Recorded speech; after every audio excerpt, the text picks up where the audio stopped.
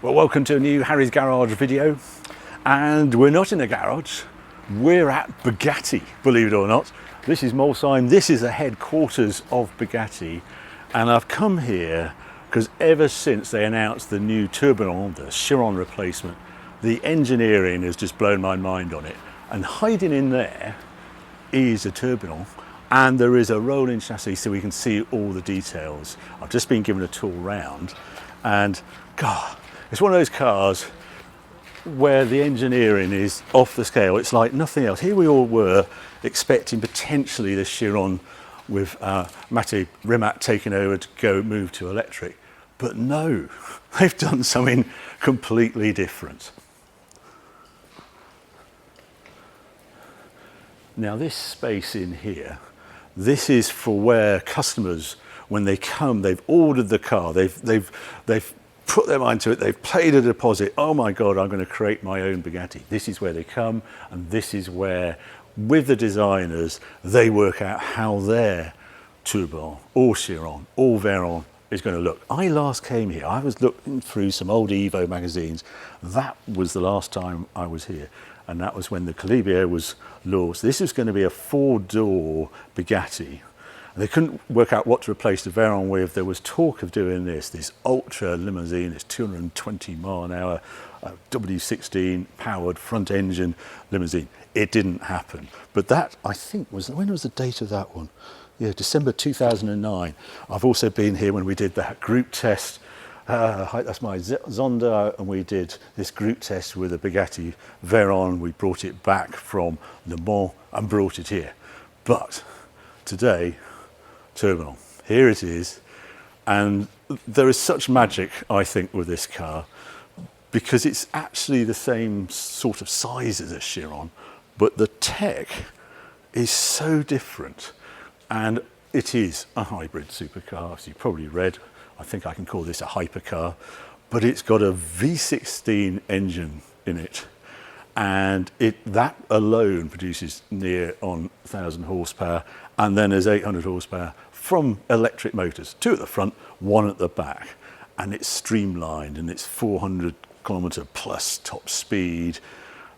But once you strip away the detail underneath, I'm going to show you on this buck just what they've done, the lengths they've gone to create this car. And the main focus, I'm going to have to take a little crib sheet with me at times, the main focus of it was aero.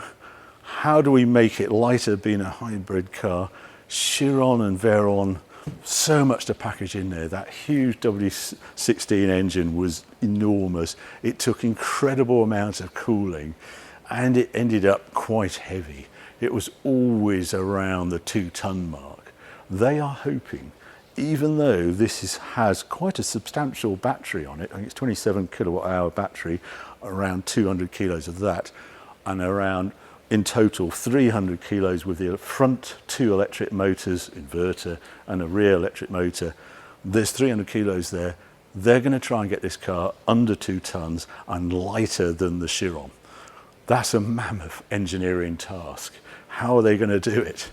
Well, use of carbon fiber. As you can see, the whole structure, it's carbon fiber. And then, hiding here is this Cosworth designed and built V16 engine.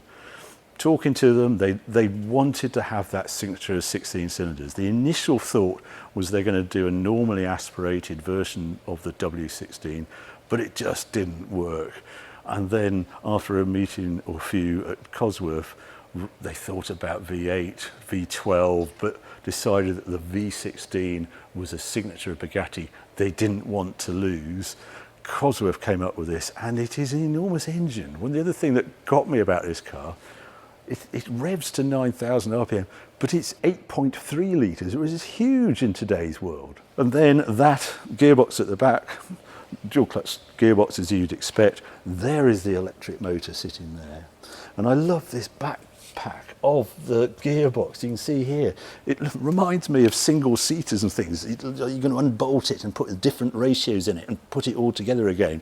I'm sure it's not that simple, but that is a lovely design detail as well. And the engine isn't sort of straight in the car like this. If you look it's actually angled like this to come up the rear, because the other big thing they've done with this car is create a diffuser at the back.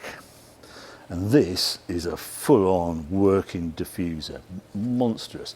And they've, by making the exhaust, if you peer in this window here, you can see the bunch of bananas coming off the V16. That allows the diffuser to start right at the bulkhead here. This great big length of diffuser, and it's at 11 degrees, which is the maximum angle before you get stall, and that creates a huge amount of downforce. Not only that, it means the crash structure, the diffuser acts as the crash structure. The pendulum test from the US can hit that, doesn't deform, the lights remain in operation. Now, the reason I'm quite excited about this bit, I'm very lucky to have driven quite a number of Veyron and Chiron, and one of my disappointments is when you actually see it in sort of handling mode and the spoiler up, it has the ugliest silencer you've ever seen. That's all here. Not so on this new Tourbillon. This is production. This beautiful titanium look. And I think it's fantastic that now this is a signature engine that's utterly beautiful to look at. Other things to note on this car, well, you'll see on the show car, there's dihedro doors, so these open up. They're electrically powered, as it turns out, rather than on a strut. They did that because apparently it's more uniform in the speed it comes up, depending on which climate you're in. That is the level of detail the engineering boys look at. And the seat is actually fixed and the pedal box and things move. The other thing you can see on this rolling chassis, there are the batteries. So along there, and then they're behind this structure here. So in a T is where they mount the batteries, which is just right for weight distribution and keeping a super low centre of gravity. They've managed, it's about 30 mil lower than a Chiron, which takes a bit of doing, but also the windscreen is 30 mil lower as well. Come round here, one of my favourite details on this car, this upper wishbone. Look at the form of it. This is AI intelligence looking at what a top wishbone needs to do and then designing it in a way that it has the absolute minimal mass to take the forces that are involved for a wishbone to perform as it should. And you end up with this skeleton sort of form. Beautiful, could be almost be art, but that is AI intelligence at work, redesigning, engineering to make it as in its most light form. You can see here the two electric motors at the front. There's a lovely script and Bugatti written on this inverter thing here. Steering rack up there. Looks like it's left-hand drive only. I asked if they're going to do right-hand drive. It's not spoken about at the moment, but beautiful engineering, carbon all the way through right to the Bugatti signature there. And this space down here, they've determined this is a GT car and there will be a hand luggage that is allowed for with that space there. If you look dead ahead here, what they've actually tried to do is shrink the passenger compartment without you noticing when you're inside. And that is the big change engineering. Well, there's so many big changes the engineering, but previously Veyron and Chiron had the engine there and the gearbox was in front of it, just like my Countach. And the gearbox, you always hear it sort of operated between you and the passenger in that transmission tunnel. That, because it's such a gearbox and how much forces it had to be a reasonably big gearbox, meant that the two seats were spread out. That meant it had a wider windscreen and it sort of came out to here, because just the width of the cockpit. By putting the gearbox at the rear of the engine, having clear structure in between and a very tightly packaged battery, which you can see on there as a T, it goes down the centre of the car and then across behind you is in a T shape is where the batteries are mounted on here. This has shrunk down, so the windscreen isn't as wide, and that's all to do with the frontal area for that top speed performance. The other lovely detail, you see the central wiper. There's always been a spine sort of running up Bugatti in their design language. It all came from the 57S Atlantic, that coupe that had that spine in it. It's something that the modern Bugatti use as a design signature, hence the central wiper. And I just asked whether it sort of has the look of that wonderful wiper that Mercedes had that used to reach out into the corners.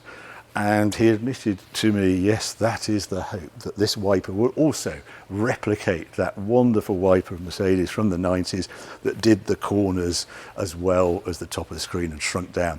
Love that. Also, there's aero going on. There's a lot of aero with this car. It's going to suck in air there to bring it out here to get rid of a sort of low pressure point here. And then this is actually designed to shape the air as it comes up here to create a sort of high force air that's then going to fire it into that take there. And that is where the engine breathes from. There's a radiator down there, but they want to create a high pressure point here so the air is sucked in the engine to almost give the engine a supercharged effect. So speed builds, so does the horsepower from the engine from that forced air into there, all to do with this line here and this air, this cutout here.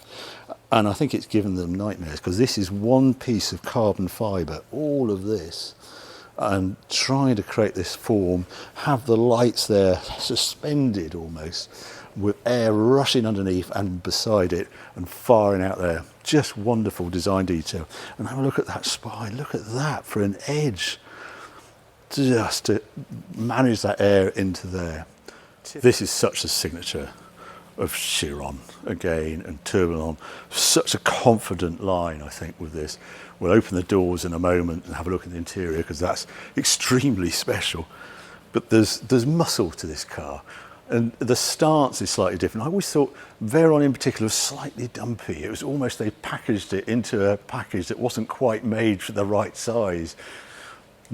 Chiron did help on that side. I think it was how it exposed the engine and a more pronounced spine and how the engine was exposed was better. But this just takes it to another level. So the tyre size isn't enormous. It's 20-inch at the front. The Michelin Cup 2 Rs is the standard tyre, and 21-inch at the back. 345 30, you see there. So the same size as the Countach in width terms, slightly bigger in diameter. There is a spoiler here, but it's not nearly as active as it was on the Chiron and the Veyron before it.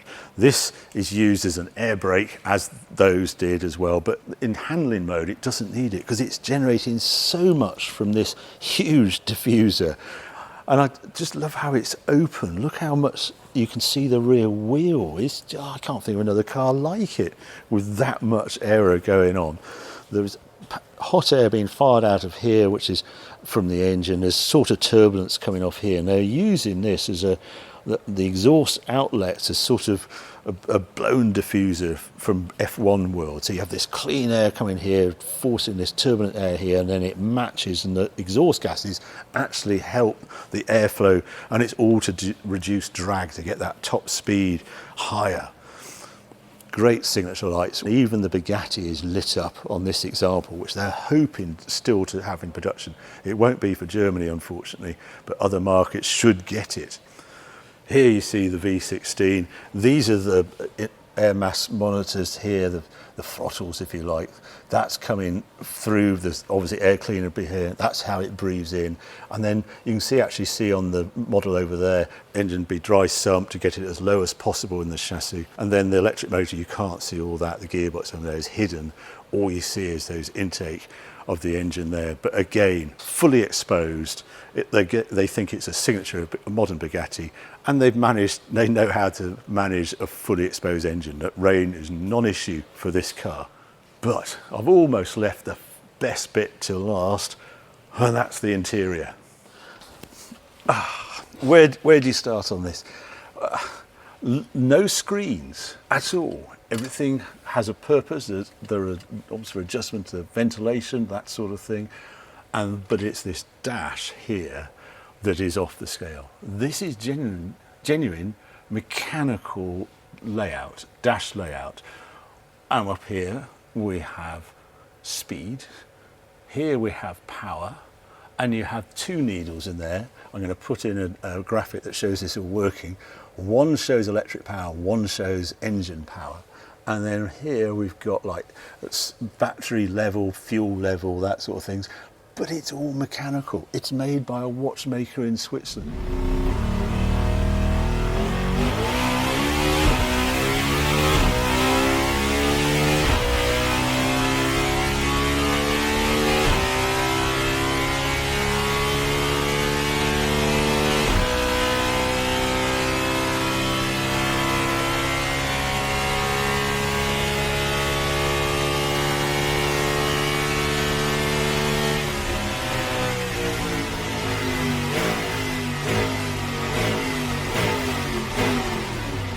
And if I turn the wheel, it stays static as you drive. I think it's just magic. You've got the modes here, you have the paddle gear changes on the wheel here.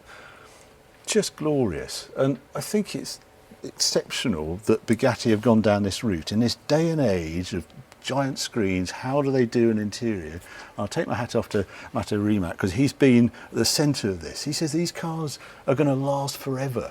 We need something that will be celebrated in 50 years, 100 years. They're going to last for eternity.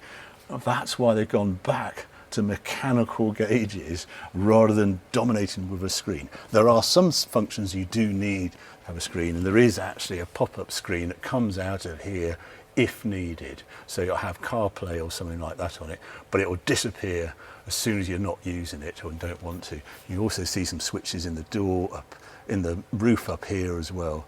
But just glorious how they've done that. Other things to note in here is this part of the seat is fixed. Pedals will come towards you, the wheel is fully adjustable, and backrest will move as well. And that is controlled, you can't see it on really, but on the door control there, that is how you get your seating position.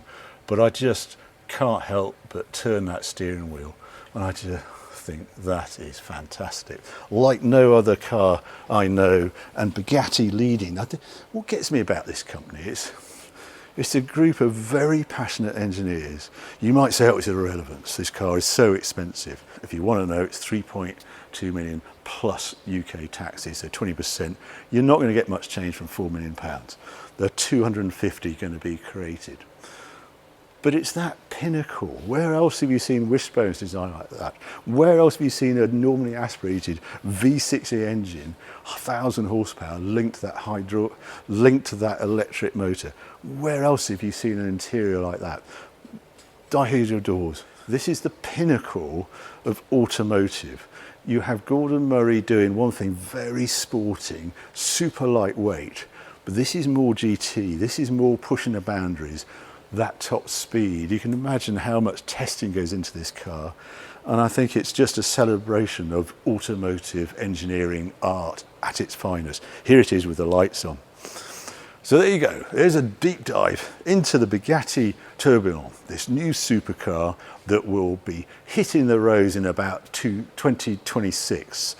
So we're 2 years away from driving this car, but isn't it great to see it like this up close? And I thank Bugatti very much for the invite to be able to see it. Hope you enjoyed this video. If you did, well, keep watching, keep subscribing. More videos coming on very soon.